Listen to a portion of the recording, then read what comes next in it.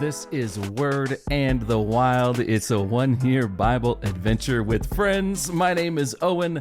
I'm your host and your guide. And together we are on a 12-month journey as a podcast plus community where we read the Bible for ourselves, but not by ourselves. Gang, here we are. It's week 25, nearing the halfway point in our journey. And this week, an iconic cast of characters zoom in from absolute nowhere. We're talking about prophets. Who are these people and why are they so extra? That's the conversation this week. So, hello and welcome in. We are rolling through this journey together. We're not on some kind of a recap deal where we feed you bite-sized bits of the Bible. No, this is a freewheeling walk where we watch the story of the Bible unfold like the epic movie that it is. So subscribe right here on your favorite podcast platform and share it with a friend while you're at it. And speaking of friends, I want to say a special welcome to our Word and the Wild Plus community members. It's their support of this nonprofit endeavor that makes space for all of us here on this Bible reading adventure. As part of the community, they are enjoying access to our private, safe online space where no honest question is a dumb question. There's weekly live stream Q&A, bonus content, articles, interactions, even live stream teaching get-togethers, all with yours truly. If any of that sounds like your cup of tea, you're going to want to become a member of the community yourself. Check out how to do it on the show notes below or get all the details over at wordandthewild.com. Now is a great time to jump in as a member. Again, check it out over at wordandthewild.com. Well, now we are drifting into a dangerous, confusing part of the timeline in our season here, this epic adventure we're on. And there are some strange characters that emerge from the dark. Let's get into it now. We've seen a few of these guys before, scattered here and there in our story. We've seen Abraham fill the role at moments, and Joseph as well. And even Moses would be in the category of one of these guys, along with, remember the guy Nathan? But in this season of our epic movie, it's the one we're calling A House Divided, these guys are starting to pop up everywhere. Of course, I'm talking about prophets. You can't miss them, right? Elijah, Elisha, Isaiah, Jonah. I mean, these are iconic figures who pull some legendary stunts. I mean, we're talking fire from the sky, fingers in the face of powerful kings, floating axe heads, bear attacks, and even this week, mysterious predictions that look far into the foggy future. It's easy to spot where they are. You can't miss prophets. But why are they here? Well, that takes a little more thought. And since we're talking about prophets, we may as well take a page from their playbook and just be direct. Let's answer the question, why are these prophets popping up in our story? And the answer is that when leadership breaks down, prophets arise. Prophets are God's way of directly injecting his voice and his values into dark places and desperate times. Now, to understand what I mean, we're going to have to rewind this story, and roll tape all the way back to the first day we began to experience this story. I'm talking literally day 1 for us, day 6 for the story. All right, so here we go back. It was a time when things were quiet and peaceful. There were no pings of workmen's hammers, no clash of swords, no shouts of battle, no cries of pain. Instead, it's the sounds of nature, happy, thriving, fearless, alive. And then as we hit play on the story here, there's one other incredible sound. It's the sound that set all the other sounds in motion. It's the voice We hear the voice of God as he speaks the very first human beings to life and then speaks into their lives. God sets their value and sets them on their path. This is the moment where they receive their purpose, and all created people after them. Remember this? Genesis chapter 1. These are familiar words, I think, but it's been a while since we've looked at them. Take a listen. It says, "So God created human beings in his own image. In the image of God, he created them. Male and female, he created them. Then God blessed them and said, 'Be fruitful, multiply, fill the earth and govern it, reign over the fish in the sea and the birds in the sky, and all the animals that scurry on the ground.' And then God said," it continues, "Look, I've given you every seed-bearing plant throughout the earth and all the fruit trees for your food, and I've given you every green plant as food for all the wild animals, the birds in the sky, and the small animals that scurry along the ground, everything that has life." And that's what happened. Then it continues. "Then God looked over all he had made, and he saw that it was very good. The evening passed, the morning came, marking the sixth day. So," it concludes, "the creation of the heavens and the earth and everything in them was completed." That's Genesis chapter 1, verse 27 through chapter 2, verse 1. All of that on page 2 of your Chrono Bible. Yeah, page 2. Talk about in the beginning, right? Well, this to me is the perfect moment. It's the moment I wish we could just freeze and live inside of it forever. Everything that happened before this moment leads up to it. Everything that has happened since leads us back to it. This is the moment when everything was very good. It's the moment when God launches human beings into his creation to lead it. And what does that leadership look like? To lead is for men and women to fill the earth as representatives of the Creator God and to extend God's loving leadership over all his creation.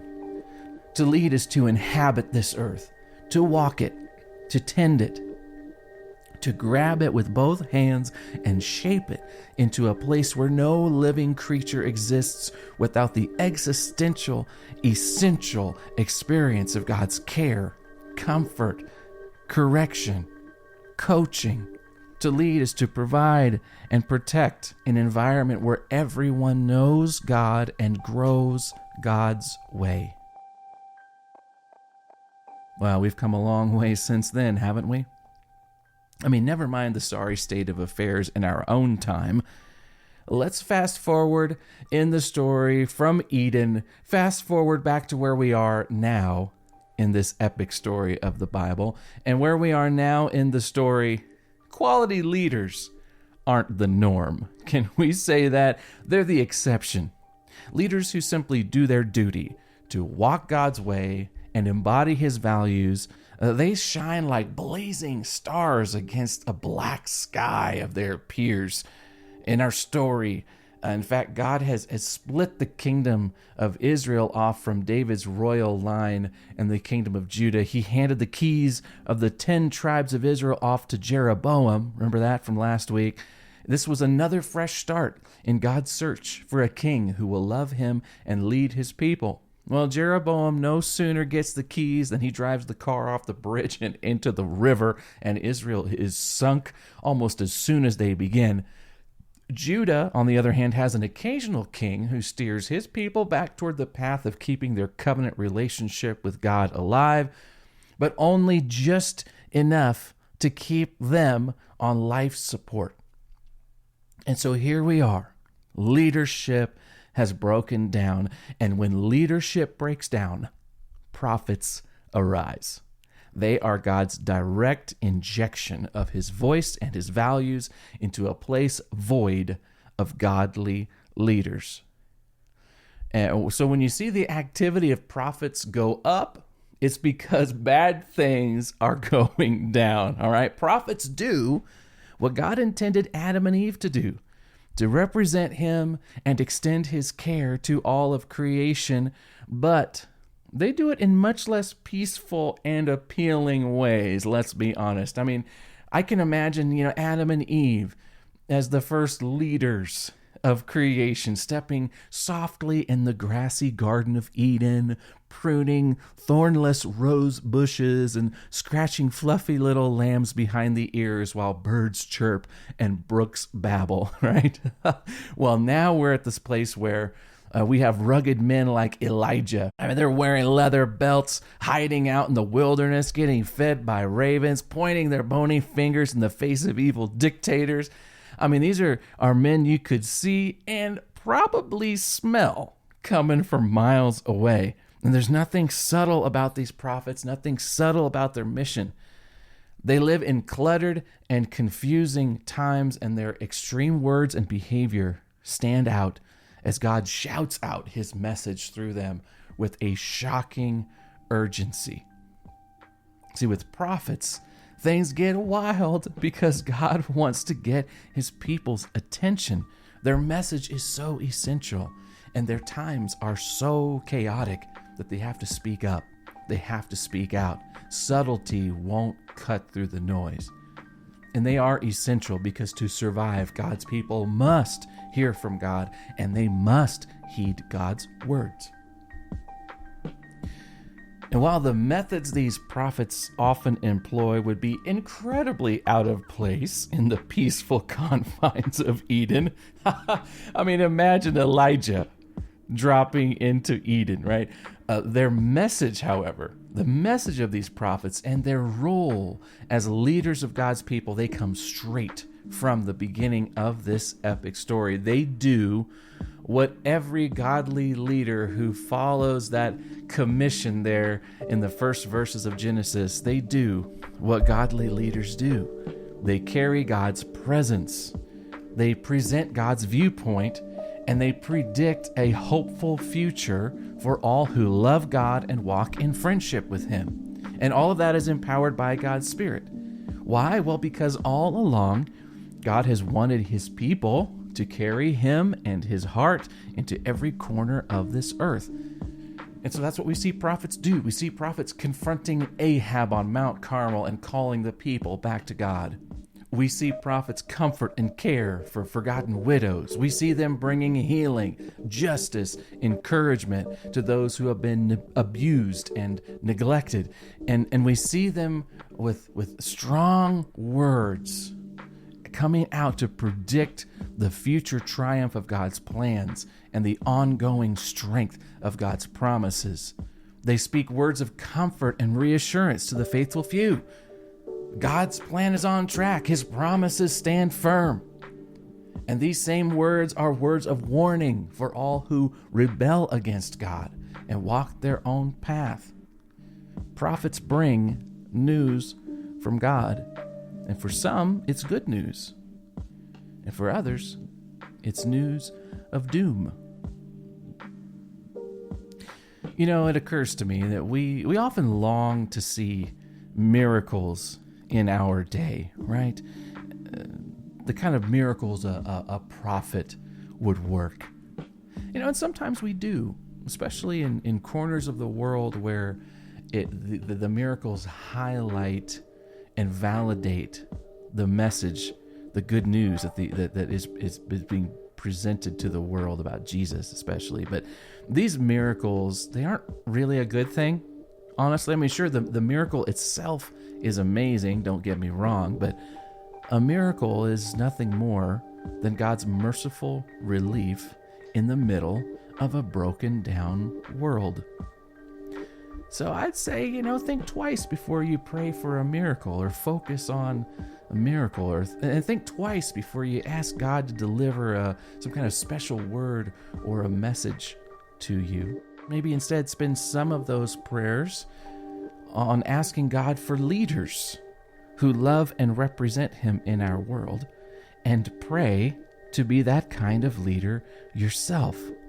So maybe we won't need quite as many miracles. Pray to become the kind of leader who acts like a prophet, carrying God's presence to forgotten corners of this earth, presenting God's views and values in the dark places, and predicting and presenting good news and a hopeful future for those who are willing to live in friendship with God.